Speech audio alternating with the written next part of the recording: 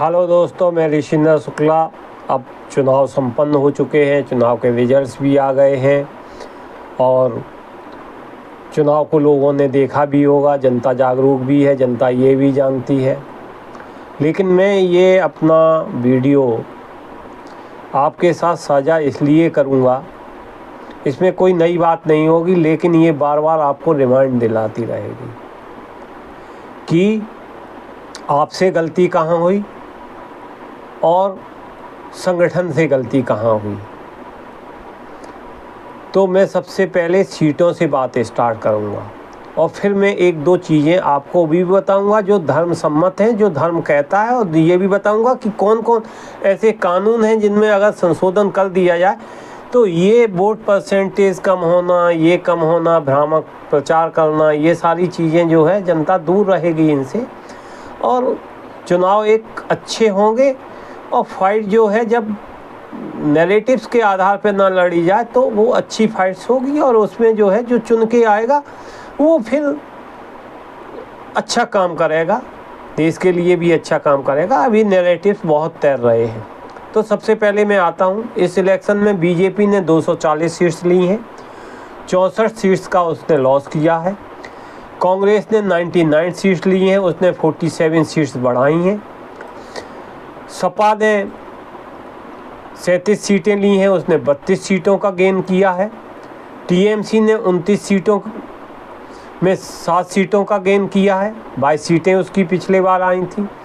ये चीज़ सोचने की ज़रूरत है कि आपको यूपी में, राजस्थान में, आपको पश्चिम बंगाल में और आपको जो है क्या कहना चाहिए, एक दो जगह और पंजाब में आपके वोट परसेंटेज बढ़ा होगा, घटा होगा, ये तो सब चीज़ें ठीक हैं, लेकिन आप सीटों में कन्वर्ट नहीं कर पाए। तमिलनाडु भी उसमें एक है, केरला भी उसमें एक है। आपकी मतलब इन जगह से बहुत ज़्यादा सीट्स तो नहीं आनी थी, एक सीट आनी थी बीजेपी की, लेकिन वो भी नहीं आई है। तो ऐसे 50 सीटों का तो लॉस हो गया, इस पर विवेचना करने की ज़रूरत है। डीएमके ने 22 सीटें ली, 2 सीटों का लॉस हुआ गठबंधन के कारण। टीडीपी ने 16 ली, जेडीयू की 12 हैं। ऐसे शिंदे जो ये हैं, उद्धव ठाकरे से अलग हुए थे, नई सेना बनाई थी, इनकी 7 सीटें हैं। एलजेपी जो चिराग पासवान जी की है वो 5 सीटें हैं, इन्होंने शायद 1 सीट का लॉस किया है। सीपीआईएम है, 4 सीटें हैं। वाईएसआरसी जो वाईएसआर कांग्रेस है उसकी 4 सीटें हैं। जनता दल की 12 सीट्स हैं, इसने 4 सीट पे लॉस किया है। आरजेडी की 4 सीटें हैं, इसने 4 सीटें ज़्यादा पाई हैं। एक है युवा कान सामरिक रायथू कांग्रेस, ये 4 सीट्स हैं, इसने 18 सीटों का लॉस किया है। आप पार्टी है, इसकी 4 सीटें हैं, इसने 2 सीटों का इजाफा किया है। और अदर की 93 सीट्स हैं, अदर्स की। तो ये स्थिति है सीटों की। अब मैं इस चीज़ पे आता हूँ, इसी से जुड़े एक और सवाल पर। देखिए, जो पार्टी मुकाबले में ये है कि मैंने ये कर दिया और एनडीए गवर्नमेंट को मजबूर कर दिया और ये कर दिया, एनडीए की गवर्नमेंट फिर से बन गई। एनडीए की सेहत पे असर नहीं पड़ा, पड़ने वाला भी नहीं है, सीट्स इतनी कम भी नहीं है। जब 140 सदस्यों में गवर्नमेंट चलाई जा सकती है, 10 साल तक चलाई जा सकती है, तो ये भी गवर्नमेंट चलाई जा सकती है। और गवर्नमेंट नहीं चलेगी तो प्रधानमंत्री जी इस्तीफा देके चले जाएंगे, उन्हें कोई फ़र्क नहीं पड़ता। उनका ना बेटी है ना बेटा है जिसके लिए वो राजनीति करें या जिसकी वो पृष्ठभूमि बनाए। तो जो वेद कहता है उस पर भी ज़रा गौर कर लीजिए, और ये हकीकत भी है, मैंने देखा है, आपने भी देखा होगा, सुना होगा, समझा होगा इस चीज़ को कि जो दीपक होता है ना, वो जब बुझने को होता है तो उसकी जो ज्योति होती है ना, वो एकदम फड़फड़ाने लगती है और बहुत जोर से जलने लगती है। जब जोर से जलने लगे दीपक तो समझो कि वो ख़त्म होने वाला है। इसी तरह से आदमी जो है ना, जब मरता है तो उसे बड़ी जोर की हिचकी आती है। चींटी जब मरने को होती है तो पंख उगाते हैं और अजीब सी दिखने लगती है छोटी चींटी भी। तो युग परिवर्तन की संधिवेला में जब एक पीरियड से दूसरी पीरियड में ट्रांजैक्शन होता है, ड्यूरिंग दैट पीरियड क्या होता है कि पाप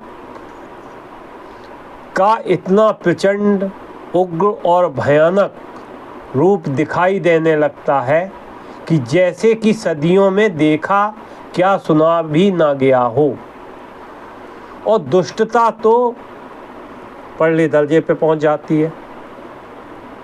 एक बार ऐसा प्रतीत होने लगता है कि अधर्म की अखंड विजय दुर्बुद्धि बज गई है, विजय का नगाड़ा बज गया है और धर्म बेचारा दुम दबाकर भाग गया है। जबकि ऐसा होता नहीं है।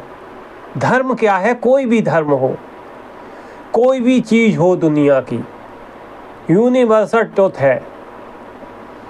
अगर वो शाश्वत है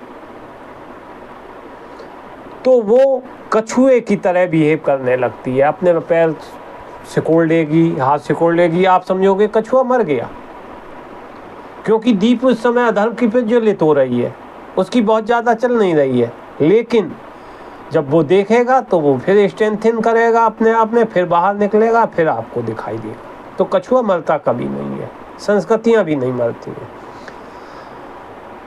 तो यही है। तो धर्म से अधर्म का, असत्य से सत्य का, दुर्गंध से मलिनता का, सड़े हुए कुविचारों से नवयुग निर्माण की दिव्य कामना का घोर युद्ध छिड़ा हुआ है। इस धर्म युद्ध में ये पूर्ण विश्वास रखिए कि विजयी कौन होगा? विजयी तो धर्म ही होगा। कैसे? पांडव और कौरवों में युद्ध हुआ। कौरवों की सेना बहुत बड़ी थी, पांडवों की सेना छोटी थी। राम का छोटा सा बानर दल विशाल असुर सेना के मुकाबले में विजयी हुआ। तो अधर्म अनीति की विश्वव्यापी महाशक्ति के मुकाबले में सत्ययुग निर्माताओं का छोटा सा दल मालूम तो पड़ेगा, परंतु भली प्रकार नोट कर लीजिए कि निकट भविष्य में सारे पाप, सारे प्रपंच ईश्वरीय कोप की अग्नि में जलकर भस्म हो जाएंगे। ये चलने वाला नहीं है, झूठ फेक नैरेटिव्स ये सब चलने वाला नहीं है, नहीं है, नहीं है, नहीं है, मैं बता रहा हूँ। ये बुझते हुए दिए की तड़फड़ाहट है, बस और कुछ नहीं है। तो विश्वास रखिए, देश अच्छा चलेगा और देश में आप मान सम्मान प्रतिष्ठा सब कुछ पाते रहोगे। लेकिन उसके साथ साथ अगर संविधान बचाना है, संविधान पे बड़ा कुटारा पाट हो रहा है। संविधान की आड़ में लोग जो है उसको लूप होल्स जान के जो है उसके साथ खिलवाड़ कर रहे हैं। अब नैरेटिव नहीं कहूँगा इसे, मैं कहूँगा एक जनप्रतिनिधि कानून है 1951 का, उसमें संशोधन की ज़रूरत है, समीक्षा करने की ज़रूरत है और उसको पुनर्विचार करने की ज़रूरत है।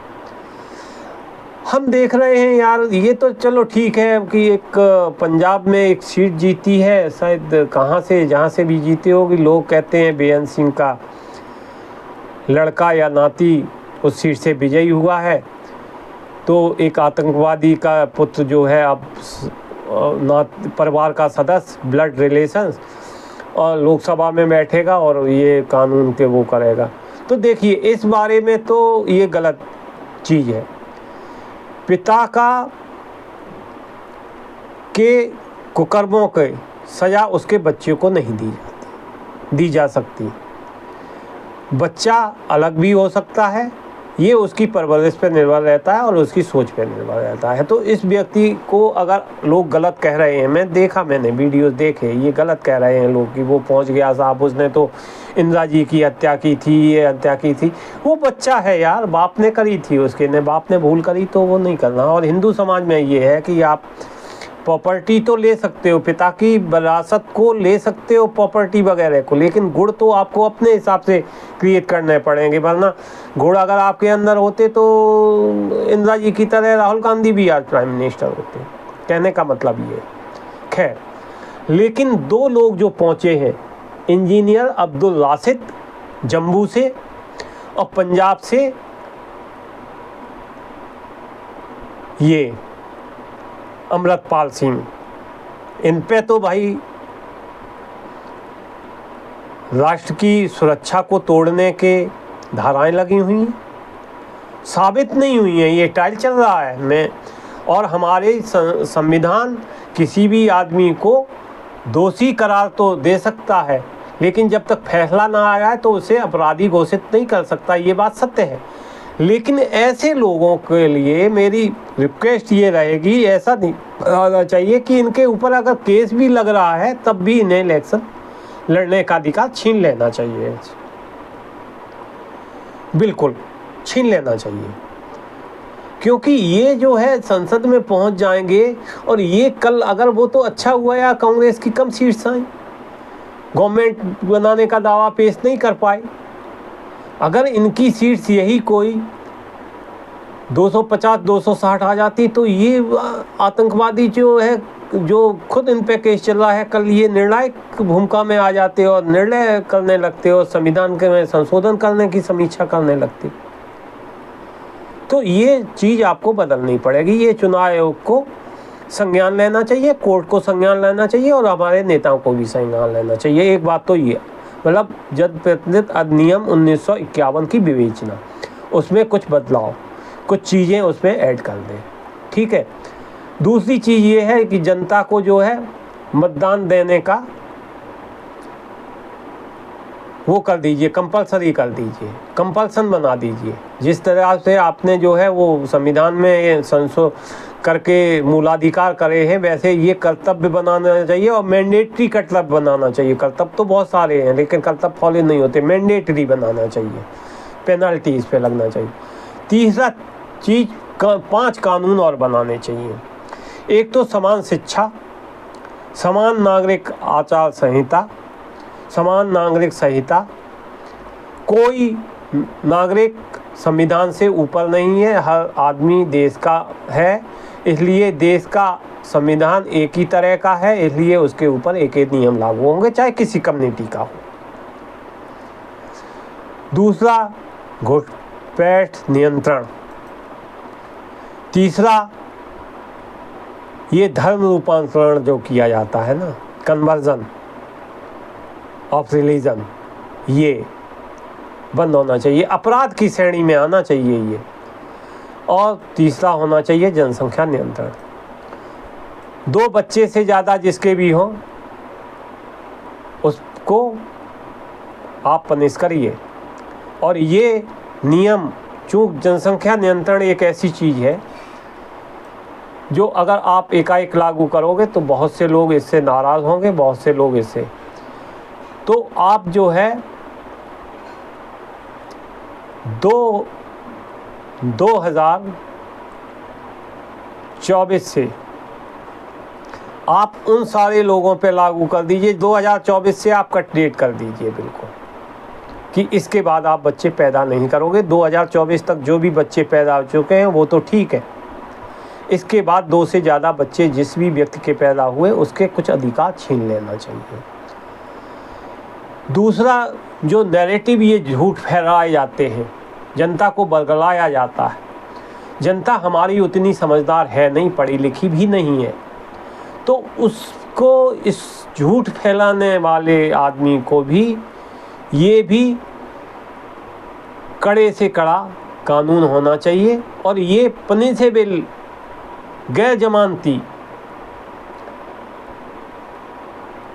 वो होने चाहिए, नियम होने चाहिए इनके लिए, धाराएं इनके लिए नॉन वेलेबल होनी चाहिए और इसे अपराध की श्रेणी में माना जाना चाहिए। It is a crime. जैसे 302 में आपको पनिश किया जाता है ना, 307 में पनिश किया जाता है। रेप करने में अच्छा कानून है, रेप अच्छा कानून है, पनिश भी किया जाता है, लेकिन लचर है। इन कानून को भी सुधारने की ज़रूरत है। बहुत बहुत धन्यवाद। अगर इसे संज्ञान में लाया जाएगा तो नागरिकों का इसमें हित होगा और हित होगा तो मुझे अच्छा लगेगा और पूरी जनता को भी अच्छा लगेगा। अगर मेरी ये बात आपको समझ में आए तो मेरे वीडियो को लाइक करिए, सब्सक्राइब करिए, जन जन तक पहुंचाइए, आगे फॉरवर्ड करिए तो लोगों की भी जानकारी में आए। बहुत बहुत धन्यवाद आप लोगों का मेरे को सुनने के लिए। बहुत बहुत धन्यवाद।